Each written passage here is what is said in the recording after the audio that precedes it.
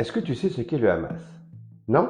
À sa création, le Hamas se présente comme un mouvement de résistance des Palestiniens contre l'occupation israélienne dans les territoires. On est alors en 1987, lors de la première intifada, mouvement de révolte populaire des Palestiniens. Rapidement, le Hamas évolue et devient un mouvement politique radical. Il crée sa branche armée et mène une série d'attentats suicides à partir de 1993. Sa charte initiale appelle à la création d'un État islamique en Palestine et à une disparition de l'État d'Israël. Le Hamas prend également une dimension sociale à l'image des frères musulmans en Égypte. Il bâtit un réseau d'organisations de bienfaisance fournissant des services essentiels à la population palestinienne.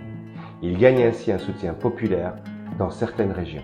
Si bien que lorsque le Hamas s'engage dans le processus électoral en 2006, il remporte une victoire significative lors des élections législatives. Il prend alors le contrôle administratif de la bande de Gaza. Cette prise de pouvoir entraîne le blocus économique et des confrontations militaires avec Israël, affectant gravement la vie quotidienne des habitants. Mais le Hamas parvient à maintenir son emprise sur le territoire en dépit des crises humanitaires et des pressions internationales.